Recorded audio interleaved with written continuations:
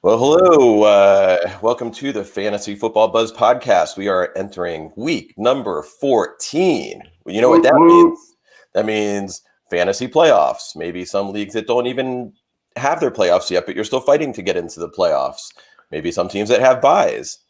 Overall point leaders. There's lots of things going on here in week 14. And so with me today is 2020. Unfortunately, the commish is going to miss today, so we'll miss him, but we'll see him again on Tuesday. Hope he is okay. And 2020, how you feeling today? I'm feeling good, man. I mean, the bottom line is if you don't have butterflies or some anxiety in your stomach today, it means you did not make your league's playoffs. So it's almost like that, oh my God, I'm in the playoffs, and that anxiety, but you love the worst thing is to not have it because you're sitting on the sidelines and you're an armchair quarterback, which is no fun. And if you're in the playoffs, maybe you have a bye. You're just kind of sitting back today, going, okay. If you have the bye, that's right. Let my players rest. Give them the week off. Me personally, in our main league, I went into this week feeling great about my team. I'm getting McCaffrey back. We talked about it on Tuesday night. We're getting McCaffrey back and the matchups and everything. And by the end of the week, I'm like, this is terrible. I'm going to get crushed this week. I lose McCaffrey. I have to lots of, other running back options. So I have to decide that. So that, no matter what, especially this year, there's so many decisions to make on a weekly basis. And that's what's so interesting about the playoffs. You don't have 13 weeks to make anything up. Very similar situation in the league where I had pretty much the best team, highest scoring points, but because we're division constructed, I didn't have a bye, but I still went into this game averaging $160 a week, feeling pretty good about it. But I lose Antonio Gibson, and he's got the Rams defense and Cam Akers. And Robert Woods, he didn't do great, but over those three players, he got 51 points.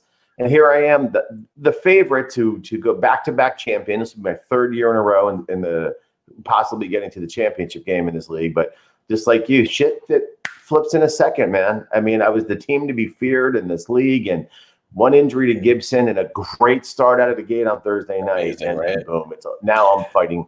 I'm hoping to come away with this. Starting as the odds-on favorite. It's just crazy how fantasy football is. We'll talk about that. We'll talk about the New England and the Rams game a little bit later. Today we have some other topics, but what we want is for you to give us a call. Oh no, excuse me! Don't give us a call. Do not give us a call today. Our line is not working.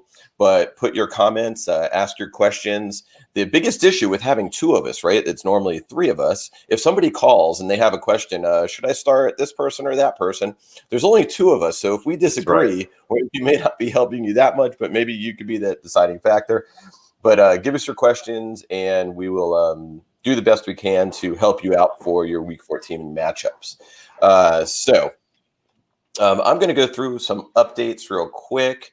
There's not a ton that people don't know, but we'll give a few. Frank Gore, Johnson had a good week last week, but Frank Gore is slated to start today or play today. He had a concussion, then he had another non-injury issue, but he is set to start. DeAndre Hopkins, who is dealing with, I believe, back and neck injuries this week, will start and will play against the Giants. Now, we also know that Kyler Murray has also had some shoulder issues, so keep an eye out there. And the Giants' defense has been playing much better lately. Kenyon Drake dealing with a hip injury, but he is going to play against the Giants as well. Same thing there with the Giants' D. Brandon Cooks will not play today. He is not expected to play. He looked like he was going to play, but he is not. And we'll talk about that receiving crew and all the Texans issues there later. Crazy. Josh Jacobs is expected to play. Now, he did not practice all week, but he is expected to play against a very tough Colts defense today. So if you were thinking about throwing in Booker, it just doesn't seem to be a good fit this week. T. Higgins listed as questionable. He is expected to play. He's at home against the Cowboys, so that's a nice matchup. Kiki Kuti is expected to play today against the Bears. Ezekiel Elliott, who was questionable all week, is expected to play. Personally, I wish they would rest him this week. I have Tony Pollard, and I would love to plug him in for my Christian McCaffrey sit this week. But we'll see. Deandre Swift had an illness. He is expected to play. Myles Gaskin, this is a big one. I know we were just talking about this, is now on the COVID list. And basically they're down to Washington there in Miami and Laird. So that'll be interesting for people that pick up Washington. Daniel Jones is expected to play. Duke Johnson is set to start after David Johnson out on the COVID list. Now, we know all the issues there as far as other receivers going on. So we'll talk about that in a little bit. Chris Carson is good to go. Jonnu Smith was a full participant, and he will go against the Jaguars, which is a nice matchup. And that is about it as far as updates. There's a few other ones. There's any other ones that you have seen since we started just a few minutes ago, 2020? No. I looked right before we started, but you pretty much covered it all. You got the majors there. And no, that is pretty much it. Cameron Brate's going to come back, although that's not much of anything. Could affect Gronk. But other than that, no, that's pretty much everything you covered. Yep. So it's interesting to think that you now have Desean Watson going into this game without his wide receiver 1 and his wide receiver 2. It's going to be very interesting. As a matter of fact, and his running back and wide receiver 3 with Cobb. He's got his 3 starting wide receivers out. It's interesting to think how people are now going into the first round of their playoffs with possibly starting a DeAndre Washington and, taking a stab at like a Chad Hansen, who last week had a great game. He had more yards than anybody last week. Yeah. And now with Cooks out as well and Cobb, Chad Hansen comes off the practice squad again. He's going to be the number 2 there in a team that doesn't run the ball very well. He is a viable reach as a flex player this week.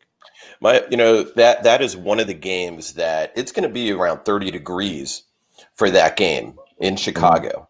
So, you get a Houston team, a warm weather team that's going up to Chicago. You got receivers that maybe aren't used to it. You got a quarterback. It's, that's going to be, if I'm any Houston ownership anywhere, I'm not excited about. I'm not excited about starting Deshaun Watson. No. I'm not really excited about starting Duke Johnson. Or if I am a ownership in those, fantasy players, I'm trying to get away from them this week. Right. But Watson is so good, and he's so good at making plays happen that even if he has a bad day, you got to figure he's still going to throw for 200, 220, 250 in a bad day. They have to go somewhere. And if you ask me, I'm making a bold prediction that QT is going to get shadowed. The Bears have a pretty good secondary, especially I can't think of the first corner, but their best corner is I think pretty darn close to a shutdown corner. So he's going to be shadowing QT, which is going to leave Hansen open over the middle of the field, and I think he's going to have a field day today. So I honestly think he's a good flex start. Obviously, if you don't have anyone better. But it's going to be pretty interesting because Watson just makes things happen. He's been playing at a very high level. All right, so we do have a question here from Kenneth. I know you usually call, but sorry the phones are down today. It says, with Gaskin out, is it wise to start DeAndre Washington, Duke Johnson, or Giovanni Bernard? So you know what? I'll tell you something very interesting. I actually have that exact situation, although I had to drop Duke Johnson 2 weeks ago after David Johnson came back. But I do have Giovanni Bernard and I do have DeAndre Washington going into the first round of my playoffs. Right. So I have to make that exact decision. And in that decision, actually I have 2 flex positions. So I'm actually going to start both of them because I can. However, I have Todd Gurley as well. So I'm sitting Gurley. But faced with Bernard or Washington, that's definitely a tougher decision if you have to start either, because Gio's playing Dallas, and that is by far probably the worst run defense in the NFL. You could just gash them, and Gio's been terrible. But I got to tell you, it's DeAndre Washington and Patrick Laird, and that's it, going against Kansas City. So You know, it's a Malcolm Perry. coin flip. What's that? Malcolm Perry. Malcolm Perry will be there, but he has not been shown to be a big part of the offense. And the other thing with DeAndre Washington is you could say, well, this could be a bad game script to come from behind game, and this could be a lot of passing, which you would think would favor the passing back, which they're saying might be Patrick Laird. But interestingly enough, that's what DeAndre Washington's role was with the Raiders for a few years. He was the passing back, right? Backing up Josh Jacobs, and then 2 years before that, Latavius Murray. So that's his role. I honestly think the question is, out of these three, what do you do? If you have to start one, I'm going to be bold. Gio's got that tasty matchup. That's the only thing that makes it the coin flip. But I think I'm going to go with DeAndre Washington here. And I'll tell you why. It's in Miami. I like that. Their defense is a very good passing defense. So I think Kansas City is going to get theirs.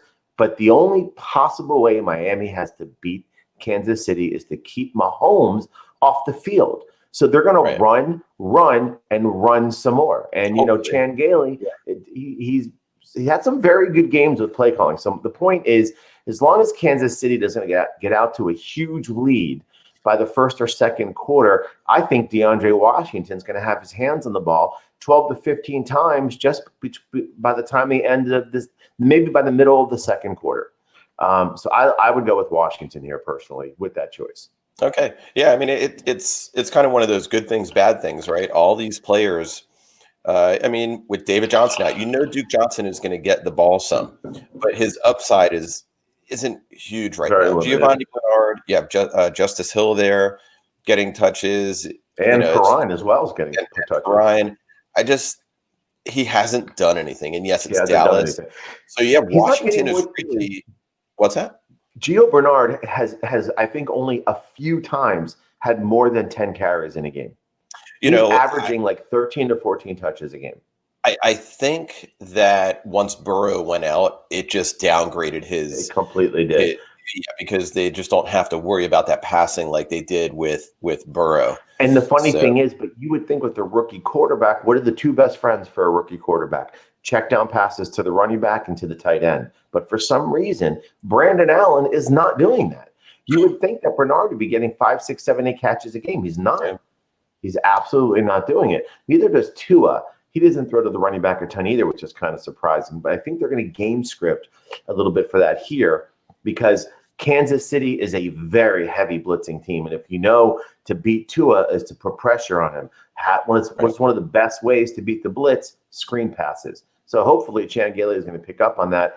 And if you're in a half-point PPR or PPR, then I do really like DeAndre Washington here over the. All right, so Kenneth, we're going with Washington here.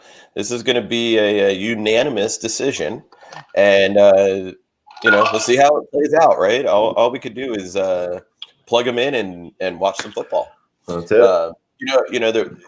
Let's go to this New England and Rams game from the other night. I had a lot of high hopes. I have Robert Woods, and he had 5 or 6 points.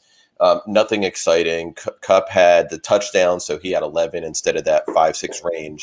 Goff, I think, was around. He didn't really do much. No, he didn't light it up at all. 50 touchdown or 180 or whatever it was. Didn't have to. The way New England was playing. If you were starting him as your playoff quarterback, you're not happy about that. No. The defense obviously lit it up. In our league, the one guy, he's in the playoffs, he has the Rams defense, and the other guy almost has conceded already. Obviously you're not going to do that, but we saw that text going around. My question to you is, and this isn't necessarily a fantasy football question, does Cam Newton have a job in the NFL next year? No. He'll be a backup. You know what I see him being? You know what I see him being? Taysom Hill. A change of pace and a backup. Who can run? He gets in there. He can run for a few yards. He's got 11. He's got 11 rushing touchdowns. Yeah. So I agree. He'll be a backup and possibly a change of pace. But I just can't stand him. I don't know what it is about Cam Newton. I despise him. I guess the couple of times he's played us, they've beaten us, and then his celebrations, he's just so arrogant. And then, of course, I'm going against the Rams defense. So what does he do? He throws a terrible pass that the Rams, take it to the house, and it kills me in my game. There's just everything about Cam Newton has always bothered me. So, I think he's been overrated for some time. I'm surprised Belichick took the chance on him and didn't just ride it out with Stidham. But yes, he'll have a job. He has, he's got a lot of experience in the league. He's better than a lot of other backups, and he could be that change of pace, possibly a wildcat quarterback. So he probably will stay in the league, but I don't see him starting anywhere. So as far as that games, if you had Woods or Goff, you weren't super happy. If you had Cam Akers or the Rams defense, you're very happy going into your weekend games. Yeah.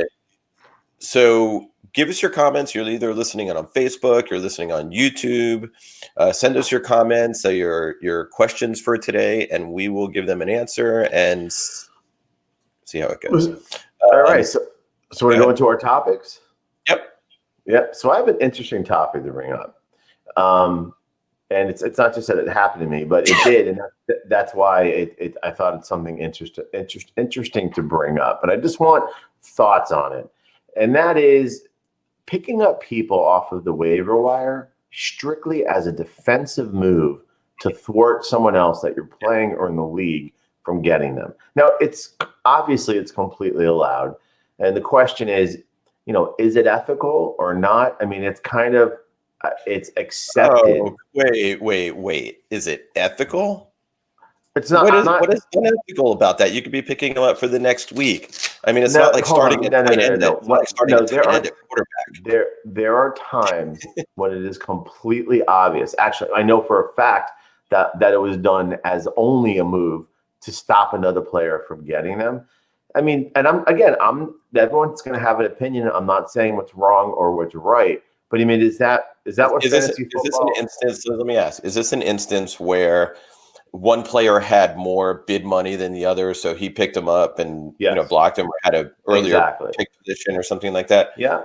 Hey, that's the way it goes. You used all your bid money, and someone else didn't, and they're saving it for something like this. Yeah, but you're not picking. You're taking a player out of the pool for people that need players strictly for the purpose from stopping someone else. Is that? And again, maybe it is. I'm putting it out there. Is that what fantasy football is about? Yes. Is that ethical? Yes. Yeah, I personally don't. I don't like that. And listen, during the season, of course, that could be a player that could help you. But like during the playoffs, when you're not going to use them and you're just doing it to screw with somebody else, is for me, I don't. Is a person out of the playoffs? No, they're in the playoffs. They're 100%, absolutely. But they're 100% not using them. Part of me is like, if you're going to pick up a player at this point, you know what? You need to start them. I mean, I think that would be an interesting rule when you're in the playoffs. With something like that, it's just something that it's not that it's unethical because it's completely allowed. That's not what I mean. But I mean, like, are we missing something here? Should that be allowed? Is that okay? Maybe it is. I don't know. 100%. It just seems there's something that seems a little slimy about it. I think if a person out of the playoffs is doing it just to do it, that's totally wrong. That's a different scenario. Yeah. Depends, if the people in your league have something to play for, they don't want to be in last place, all those kinds of things, and they're using them. But if that person's in the playoffs, absolutely.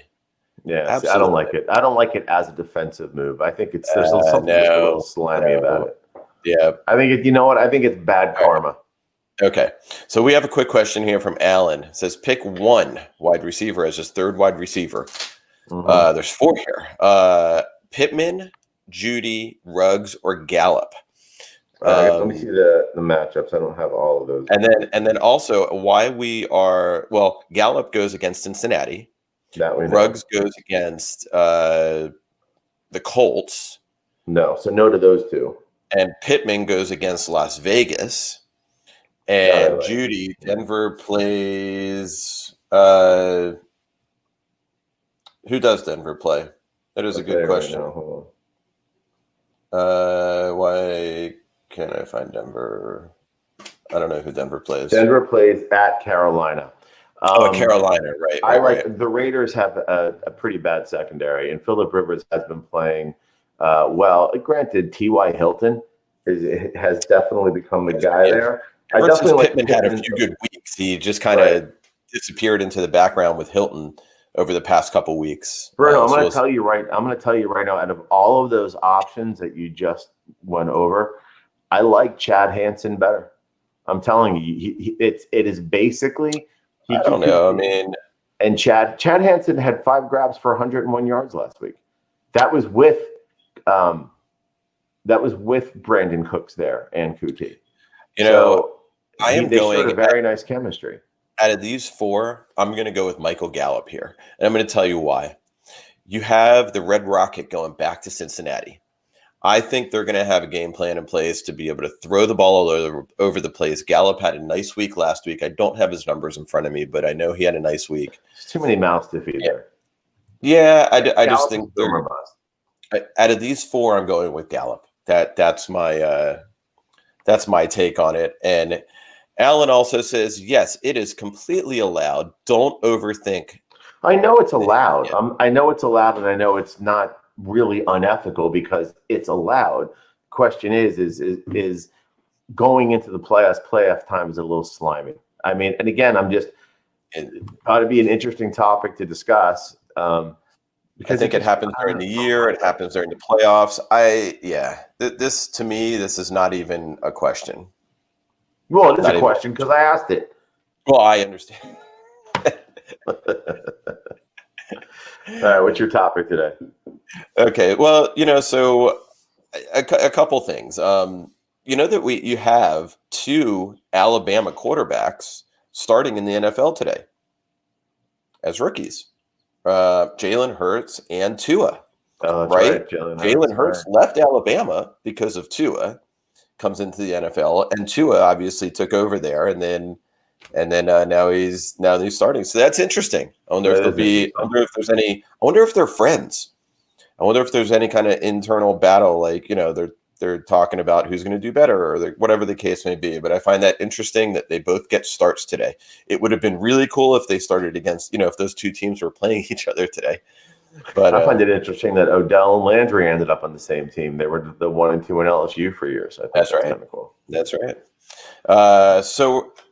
We were going to go over weather. There's really no weather to talk about. The only thing that, as we talked about, was it's going to be cold for the Browns-Ravens game in the 30s, also the Bills and Steelers in the 30s, but they're used to that weather, so that shouldn't be an issue. Bengals and Cowboys in the mid 40s, so not too much of an issue. And then the Bears and Texans in the 30s. Bears are used to it, Texans maybe not, but that is about it. So weather does not present an issue like it did a few weeks ago. Yeah, that's great. As far as that goes. So I am going to. So we had another question. Pick a defense between KC, the Giants, and Tennessee. When the Giants have a tough matchup, not only they're playing Arizona, but I believe they are at Arizona. No, they're not. They're home. They're home versus Arizona. It's just that Kyler Murray is so dynamic. The Giants' defense is much improved, but you got Tennessee going at Jacksonville. Jacksonville, Tennessee has looked awful. They have, and Jacksonville can score. Yeah. Honestly, I got to tell you something. I think I would probably go KC here. I think you're going to have I think KC, as much as I love my Fins, this is going to be a tough game. And I think KC is going to come out firing. They're going to put up points. Tua's going to have to draw. I think he throws his first interception. Tua's had about 5 interceptions, by the way, but for some reason, none of them manifested. A couple were penalties. One was a weird out of bounds. I think Tua throws his first or second, maybe 2 picks today because he's going to be forced to throw, and that's not our strength by the 3rd or 4th quarter. So I would probably go KC here, actually. Okay. Dolphins' offense has been struggling. So okay. I'm going to go with KC as well here. Just the 2 other teams have tougher matchups as far as teams scoring against them. Yeah, Jackson. So I'm going with KC. James Robinson is going to run all over Tennessee. Yeah. So for some reason it didn't come through here, but we did have another question on our Facebook site. I'm looking at it now.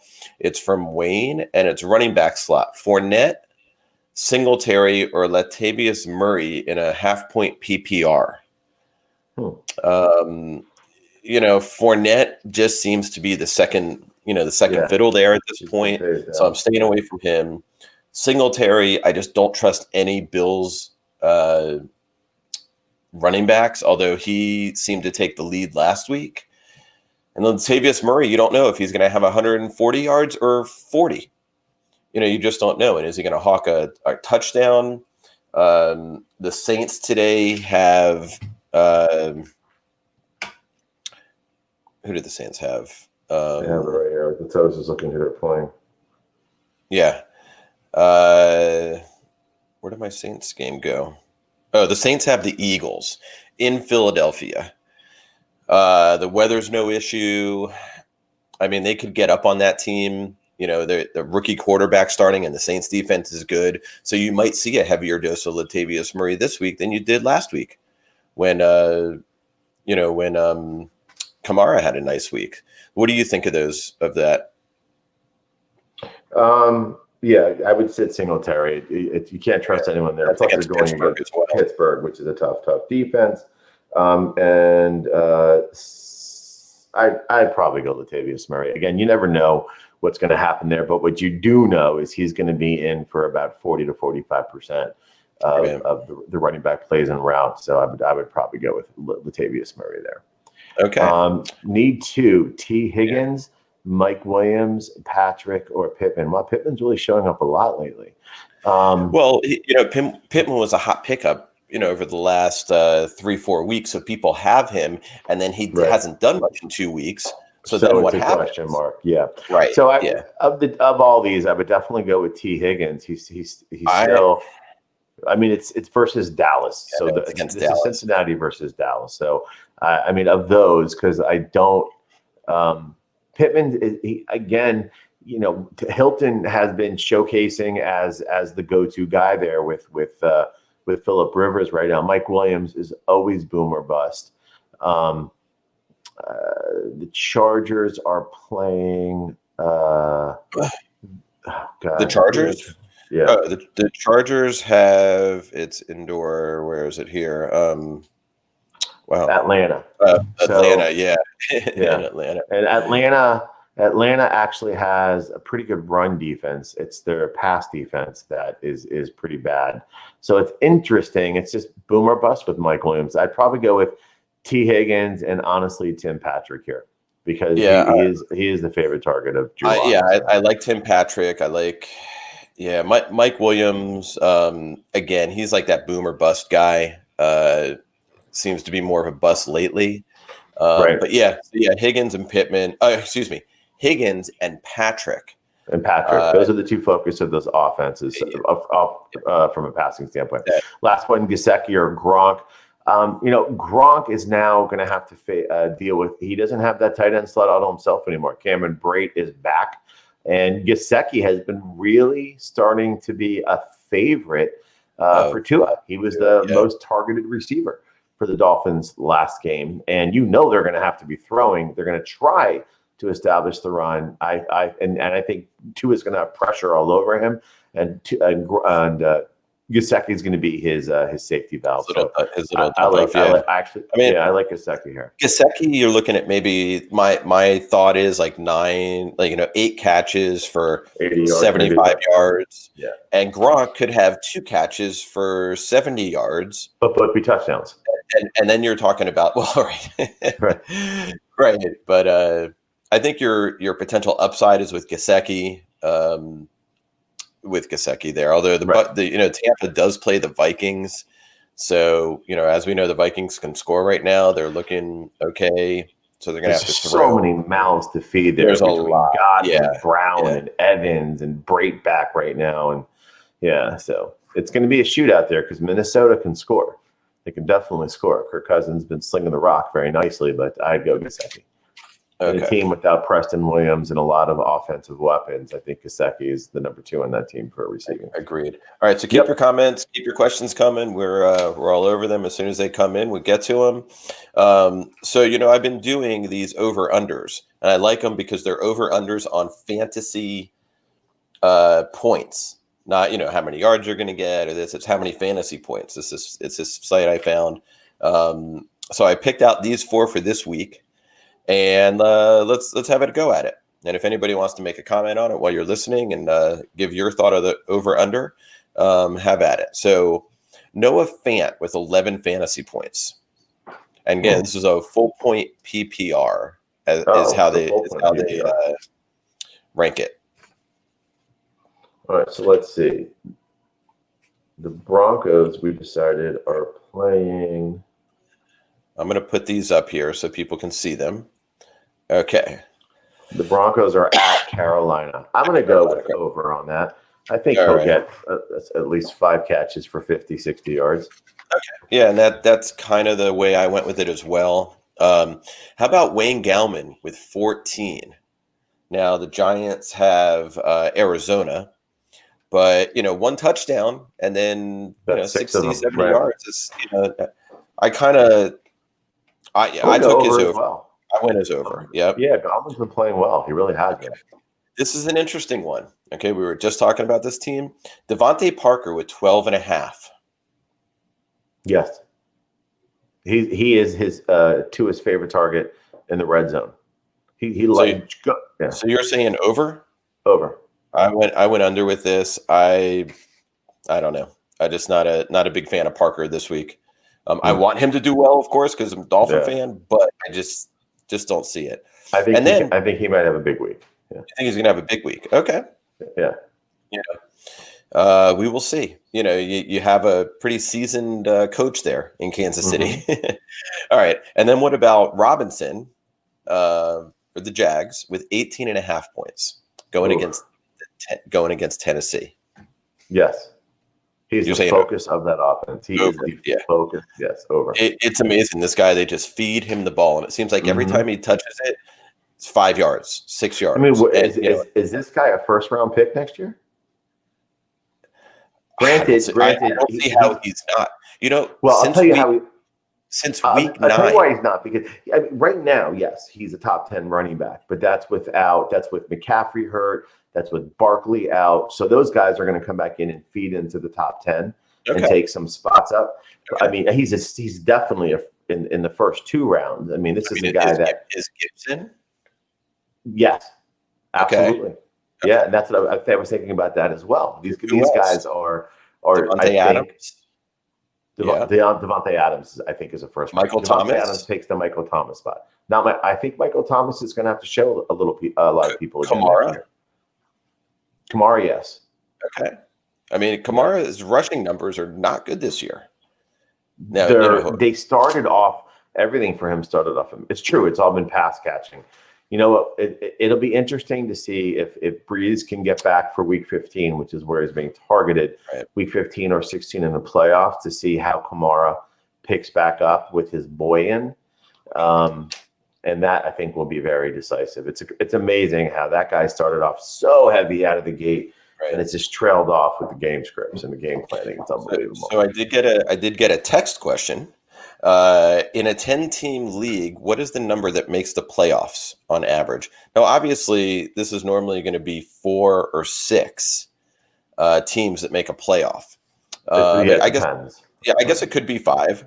You could be 5. There's no reason why it can't be 5. One team, the top team gets a bye, and then the other I mean, we had it for a while where it was 4, and it was very frustrating. And we've gone to 6, and I think most of us like it like that. So, I mean, and I'm in a few 12, a couple 10, and actually think in all of them it's 6. But let me tell you what's interesting about something that we do that I love this feature. One of the things that just sucks about fantasy football is when you score 150 points and you're the second highest scoring team that week, but you played the guy that scored 155 and you get a loss. And the only reason why you got the loss is just the way the dice rolled that week. And that's how it happened.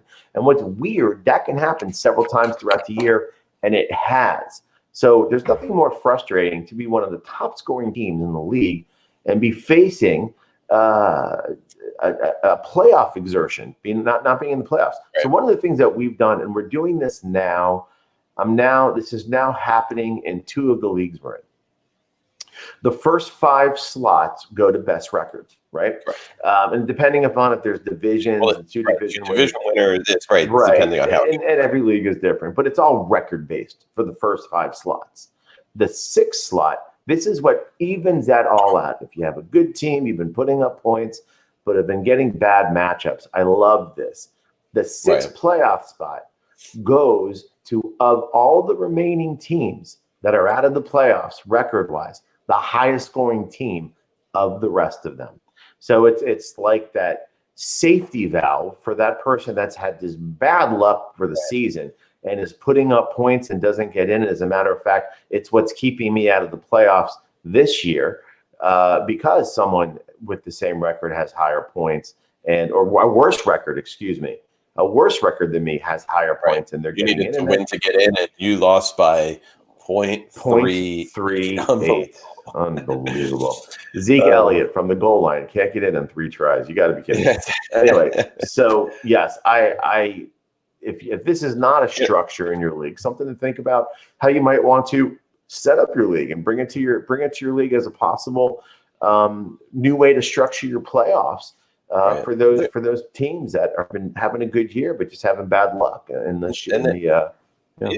And there's other things that you can do to curb that a little bit. I know, and I've brought it up, in our league, we've never done it, but I know the person that asked, and they actually do 2 matchups a week.